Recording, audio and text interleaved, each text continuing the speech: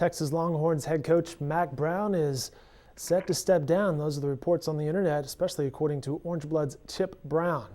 Now, Mack Brown has spent the past 16 years at Texas. He compiled a 158-47 record. Took the Longhorns to 15 bowl appearances, including 11 bowl wins, 2 of which were BCS bowls, and a national championship. Texas and Coach Brown are denying these reports, and the Texas Board of Regents is set to meet Thursday. Here with more, joining me from the Oklahoma's newsroom via phone, is our Jenni Carlson. Jenni, how are you today?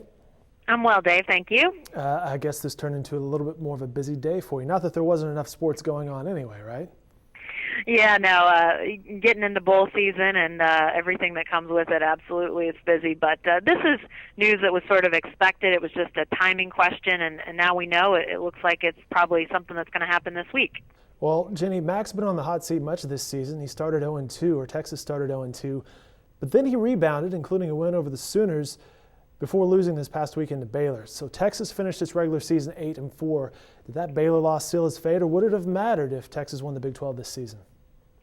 Well, I think from the outset of the season, had Texas gotten to a point where they won the Big 12 and went to a BCS bowl, maybe didn't have the non-conference stumbles that we saw them have, some, not pretty losses, especially that BYU loss where they just got run over defensively. If you take out those non-conference losses and they win the Big 12 and they go to a BCS bowl, even if they lose a game, to me, that's a pretty good year. Obviously some things have happened at Texas that might have still meant that Mack was going to be headed out. I don't know. They have a new athletic director.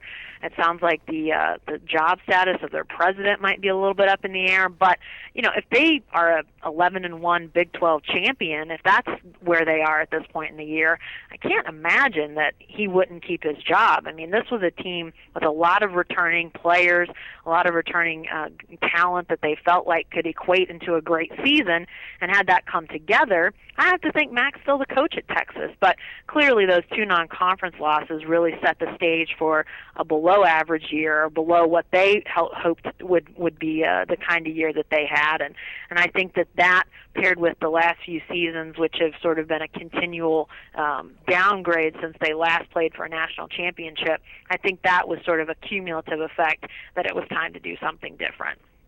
Mack Brown's been at Texas for 16 years. He's quite the legacy.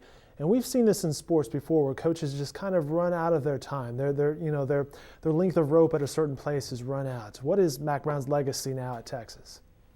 Well, you're right. 16 years, and it feels like a long time because it is a long time. I mean, that kind of tenure, as crazy as it is pretty long in sports. It doesn't. Usually, coaches don't last that long. And Mack's legacy at Texas, while obviously the recent history is not going to be real pretty, I think you can safely say that his legacy at Texas is outstanding. I mean, when he got there, Texas was largely a sleeping giant that was hibernating. They were in bad shape. They weren't contending. They weren't taking advantage of the fertile recruiting that they have in the state of Texas, and definitely weren't in the conversation when it came to national championships. And what Mack Brown did was get them into that conversation on a pretty regular basis. Now, as I say, the last few years have not been the case, but they've upgraded facilities, they've upgraded talent, they've upgraded coaching. They've stood toe-to-toe with the top teams in the Big 12. For a lot of years that was OU, but then as other teams have come on, they've still sort of been in that upper tier. So while I think these last couple of years have really soured people, it's hard not to see that the legacy of Mack Brown at Texas is great. And I think, and this is something I'm writing about, is that his legacy and the way Texas improved under him really helped to elevate the bar for Oklahoma, for Oklahoma State, for other programs in the Big 12. They saw what Texas was doing, and they said, we've got to be better. And so when you see Oklahoma contending for national championships, that is, I think, at least is in part in response to trying to keep up with Texas, be better than Texas. And so same with Oklahoma State, Baylor, Kansas State, the teams in the last few years that have won Big 12 championships. So I think they raised the bar, and a lot of teams rose to the challenge. And so they've been good for the Big 12, and that's part of Mack's legacy as well.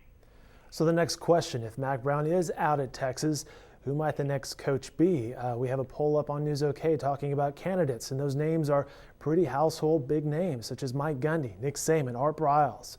Kevin Sumlin. Texas is a pretty big-time job.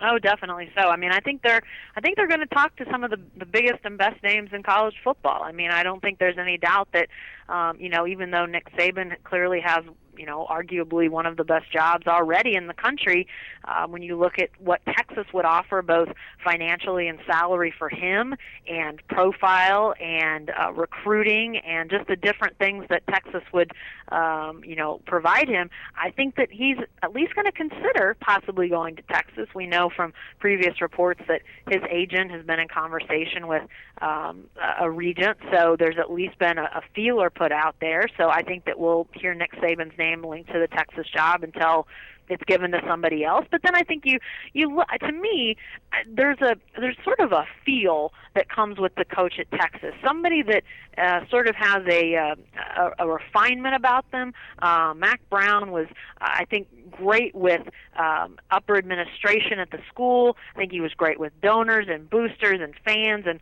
sort of had a way about him that really connected with a lot of different people. And so I think somebody that sort of has almost a refinement to him is going to be somebody that Texas is going to look at. I think about people like David Shaw at Stanford, James Franklin, the coach at Vanderbilt. Some of the coaches that have done well at private schools, those names are names that I sort of point to because I think that University of Texas almost thinks of itself as a private school, even though it's a public school. They really kind of think of themselves as upper echelon, and in a lot of ways they are. And so I think somebody with a personality that sort of fits that might be somebody that they would look at. I don't know who they're going to hire. I think they're going to throw a ton of money at Nick Saban and then see what happens. Jenni Carlson, we appreciate your time and analysis today. Thank you. And of course, you can go to newsok.com, cast your vote, see who you think might be the next Texas coach. And be sure to pick up a copy of tomorrow's Oklahoman and go online at newsok.com for tomorrow's column by Jenni Carlson.